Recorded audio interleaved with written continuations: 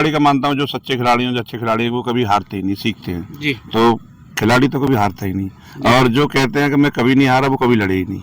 तो मैं ये कहता हूँ हार जीत से कोई मतलब नहीं है, खेल को खेल की भावना से देखो। और इसको आज बहुत सही क्वेश्चन किया आपने। आज कुछ लोग इसको जातिवाद का नाम रूप दे रहे हैं, इसलिए और आपके माध्यम से कहना चाहूंगा कि ये सारी बातें छोड़ के वो लोग थोड़ा सा खेल की तरफ ध्यान दें। और Hussain Singh, star news channel में आपका स्वागत है। किसी ने विशेष कहा है, जमीन पर बैठकर क्या आसमान देखता है, अपने पंखों को खोल जवाना उड़ान देखता है। बिना कुछ किए किसी की जय जयकार नहीं होती, कोशिश करने वालों की कभी हार नहीं होती। नन्ही चींटी जब दाना लेकर चढ़ती है, 100 बार चढ़ती फिर फिसलती है, हर बार उसकी मेहनत बेकार नहीं होती। कोशिश करने वालों की कभी हार नहीं होती। लहरों के डर से नौका पार नहीं होती, कोशिश करने वालों की कभी हार नहीं होती। मैं आज ऐसी शख्सियत के विचारों से रूबरू कराने जा रहा हूं, जिसने गरीबी के दलदल में पल भर के अपनी कामयाबी का परचम लहरा दिया, जिसने अपने घर की मजबूरी और अपने घर की गरीबी और अपने घर की कमजोरी को अपने लक्ष्य के आड़े नहीं आने दिया। जिस महान व्यक्ति का नाम है रामेश्वर पहलवान। बिल्कुल साथियों, सही सुना आपने, रामेश्वर पहलवान, जिसका जन्म उत्तर प्रदेश के जनपद हाथरस के एक छोटे से गांव तुर्तीपुर में हुआ। वो वही व्यक्ति है जो इस बजरंग अखाड़े में रात दिन मेहनत करके अपने खून और पसीना के दम पर भारत केसरी बना। वो रामेश्वर पहलवान जिसने उस बड़े बड़े दंगल में बड़े बड़े सूरमाओं के छक्के छुड़ा दिए। वो रामेश्वर पहलवान जिसने बड़े बड़े बहादुर पहलवानों को गेंद की तरह हवा में उछाल दिया। वो रामेश्वर पहलवान जिसने बड़े बड़े धुरंधर पहलवानों को धूल चटाने के लिए मजबूर कर दिया। वो रामेश्वर पहलवान जिसने अपनी ख्याति का नाम दुनिया में फेमस कर दिया। इन महान पहलवान की खासियत ये रही कि दंगल की अंतिम कुश्ती का मुकाबला करते हैं। दंगल की अंतिम कुश्ती में जब खड़े होते हैं तो बड़े बड़े धुरंधर पहलवानों के पैर डगमगा जाते हैं। कभी कभी तो कई बार ऐसा भी हुआ है कि कुश्ती के अंतिम अखाड़े में इनको निर्विरोध विजयी घोषित कर दिया है। ऐसी महान शख्सियत के विचारों से आपको रूबरू कराने जा रहा हूँ। हम भारत केसरी रामेश्वर पहलवान है और मेरा गांव तुर्तीपुर है। बहुत बहुत धन्यवाद आपका, आप हमारे अखाड़े पे आए। पहले तो आपका धन्यवाद करूंगा और शुक्रिया अदा करूंगा कि आपने हमारी इस आवाज को बुलंद करने के लिए अपना कीमती समय दिया। बिल्कुल विशेष प्रथम सवाल आपसे मेरा ये रहेगा, कब से आपके जहन में ये आया कि मुझे पहलवान ही बनना है? जहन में जब से आया, मैं अलीगढ़ पढ़ता था, अलीगढ़ के बाद में मैं गाँव में आया। तो गांव में आया, मैं महावीर सिंह पहलवान जी मेरे गुरु हैं, जैसे मैं बार बार वीडियोस में और अपनी अलग इंटरव्यू में उनका जिक्र करता हूं। महावीर सिंह पहलवान अपने टाइम के यूपी चैंपियन पहलवान थे, वो मेरे गुरु हैं और उन्हीं के शिक्षा दीक्षा में मैंने शुरुआत की। और उन्हीं के कहने पर, और एक मेरा परम मित्र रहा है प्रेमपाल जी निहालपुर से, उनके कहने पर मैंने पहलवानी स्टार्ट की और लंगोट बांधना शुरू किया। कौन कौन से खास मुकाबले रहे जो कि आप एक छोटे से इस गांव के से निकल करके बड़ी बुलंदियों तक पहुंचे, और आपने कौन से ऐसे मुकाम हासिल किए जो कि आज आप भारत केसरी के खिताब से नवाजे गए? बहुत से किस्से रहे हैं। लगभग 19 साल का मेरा कुश्ती कैरियर रहा है, 19 से 20 साल होने को आ रहे हैं। और मैंने नित्य नई ऊंचाइयों को आप सबके सहयोग से और सभी बुजुर्गों के आशीर्वाद से यहाँ तक आया हूँ। और बहुत से पहलवानों का नाम लूँगा तो बहुत लंबी लिस्ट होगी, फिर भी नामचीन पहलवानों को जिनसे मैंने मुकाबले किए। 2019 में भारत केसरी बना, 16, 17, 18 में यूपी केसरी 3 बार लगातार रहा। तो मैं काफ़ी मुकाबले में लड़े, काफ़ी जीते भी हैं। भारत केसरी जिन लोगों को आपने हराया, क्या उन खास विशेष पहलवानों के कुछ नाम है?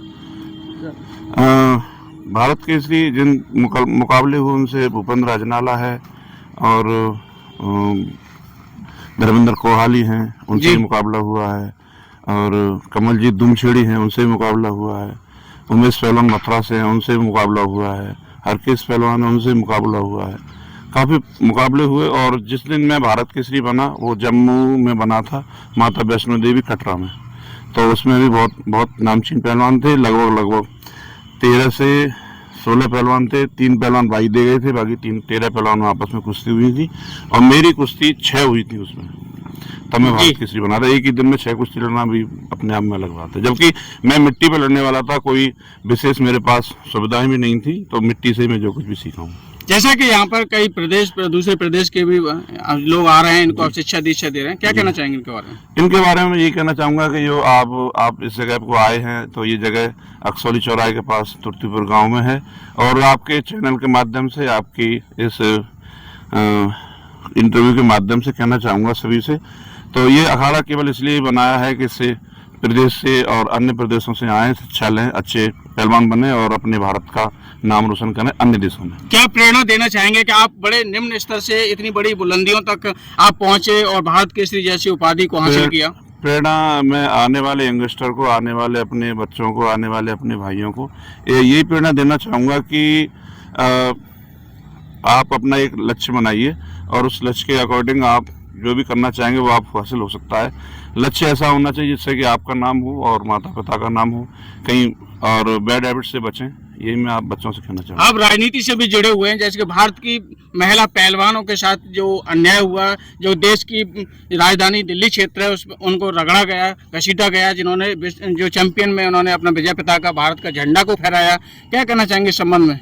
इस संबंध में पहले भी कई इंटरव्यूज़ में, जैसे कि नामचीन चैनल, अगर नाम लूँगा तो अच्छा नहीं लगेगा, उनके माध्यम से भी इंटरव्यू दिए मैंने, उन्हीं के, और अपनी महिला जो बहनें पहलवान हैं उन्हीं के पक्ष में मैं रहा, क्योंकि शोषण तो इस फेडरेशन में चल ही रहा है, और बड़े अधिकारी जो 10 से 15 साल से किसी अध्यक्ष पद पे हैं तो कहीं ना कहीं दबाने की कोशिश करते हैं, और मेरा सारा भी समझ रहे होंगे मैं किनकी बात कर रहा हूँ। जी जी। और फेडरेशन में बहुत गंदा माहौल है, और जो बहन कह रही थी, जो बेटियां कह रही थी हमारी, वो सही थी, क्योंकि उन्होंने वो चीज़ फेस की है। जो संगीन अपराध उन्होंने लगाया, यौन शोषण जैसा शब्द, जो कि महिला चैंपियन, जो वर्ल्ड चैंपियन है, जिन्होंने देश का तिरंगे झंडे को देश विदेश में नाम रोशन किया, और ओलंपिक में उन्होंने कई कुश्तियां चैंपियन रही, उनके साथ अन्याय हुआ खुले तौर पर। हमारी अभी एक बहन फवाद जी हैं, तो उन्होंने अभी इतना बड़ा करके भी दिखाया उन्होंने, क्योंकि इतना प्रोटेस्ट करने के बाद में अपने आप को रिप्रेजेंट किया। हमारा दुर्भाग्य रहा कि हम मेडल नहीं ला पाए, हमारा 100 ग्राम की वजह से एक वेट कैटेगरी है, पॉलिसी अपनी अपनी वेट कैटेगरी है, और खेल की पॉलिसी भी है, तो उसके अकॉर्डिंग हम हमारा गोल्ड रह गया, इसके लिए हमारा दुर्भाग्य कहेंगे हम इसे अपना। उसके अलावा उन्होंने बहुत, उस बेटी ने, उस हमारी बहन ने बहुत प्रोटेस्ट किया, और प्रोटेस्ट भी इसलिए किया कि जो मैं शिकार हुई है इन चीज़ों का, आने वाली पीढ़ी, आने वाली बहनें इस चीज़ों को शिकार ना हो। अंतिम प्रश्न रहेगा कि सामाजिक प्रेरणा क्या देना चाहेंगे सामाजिक लोगों को? सामाजिक लोगों को मैं प्रेरणा देना चाहूँगा कि अखाड़ा बनाए, ऐसी जगह जगह व्यायामशालाएँ हैं, और आप नशे से दूर रहें और अच्छी व्यायाम करें, और ज़रूरी नहीं है कि आप पहलवान बने, लेकिन अपनी सेहत के लिए और अपने समाज में एक सकारात्मक रवैया रखें, उसके लिए आपको कहीं ना कहीं एक्सरसाइज, कहीं ना कहीं व्यायाम और ऐसी चीज़ें जोड़ना ही पड़ेगा। Thank you. और भी लोग हैं, क्या कहना चाहेंगे कुछ? देखिए, आप रामेश्वर पहलवान हैं, इन्होंने क्षेत्र में नाम रोशन किया है, बहुत सारे युवा साथियों को ये सकारात्मक ऊर्जा प्रदान कर रहे हैं, बहुत सारे लोग प्रदेश और दूसरे प्रदेश से भी लोग आकर के यहाँ पर अखाड़ा है, यहाँ पर आकर के प्रैक्टिस करते हैं, और बहुत अच्छा खासा नाम रोशन किया है। क्या कहना चाहेंगे? पहले तो मैं आपका बहुत बहुत आभार व्यक्त करता हूँ कि आप मेरे अखाड़े पे आए, और मैं आपको बता दूं, मैं रामेश्वर पहलवान का छोटा भाई हूँ जी, और मैंने लगभग अपने भाई की 1000 से प्लस लाइव कुश्ती देखी है, बिल्कुल दंगल में बैठ के जी।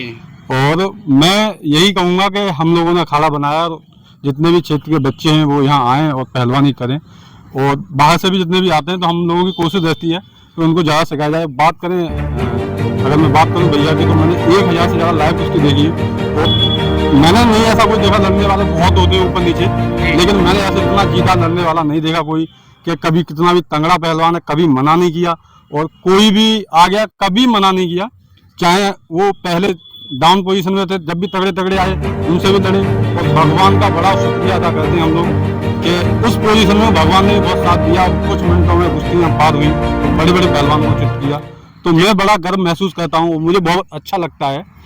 तो यही है, और हम लोगों का यही सपना है कि हम अपने क्षेत्र में हम लोगों का हमारा ड्रीम प्रोजेक्ट भी था कि हम अखाड़ा बनाए, ऐसी कोई व्यवस्था बनाए जिससे कि हमारा जो क्षेत्र है, हमारा समाज इस क्षेत्र में थोड़ा सा पीछे है खेल कूद की तरफ। तो हम चाहते भी हैं कि हमारे बच्चे सेना में हो, पुलिस में हो, तो इससे सारी दक्षता उनकी मजबूत रहे, इसलिए सेंटर भी बनाया है और फ्री ऑफ कॉस्ट है, आपको सबको पता है, इसमें किसी तरीके का कोई फीस नहीं ली जाती है। तो मेरा और आप सबके सहयोग से भी ये चल रहा है, ऐसा भी नहीं है कि भाई आप सबका सहयोग भी नहीं है, तो आपको सबके सहयोग से चल रहा है।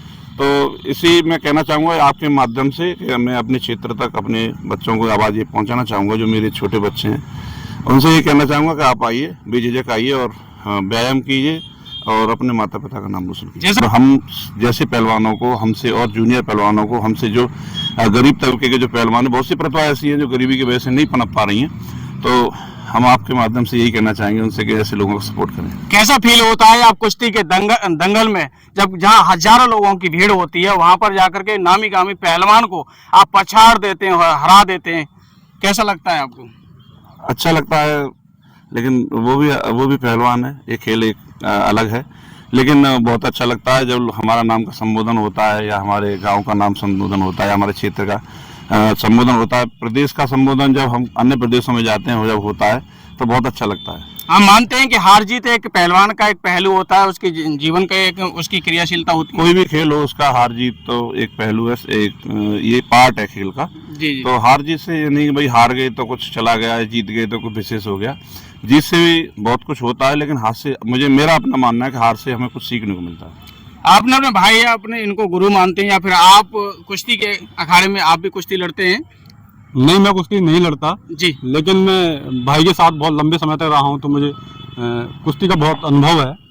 और मैं यही कहूँगा कि हारने की आपने जो बात कही थी, जो इंसान हारता है वही जीतता है, जो गिरता है वही उठना सीखता है। तो वो हार जीत एक पहलू है, वो खेल के पार्ट है। जी।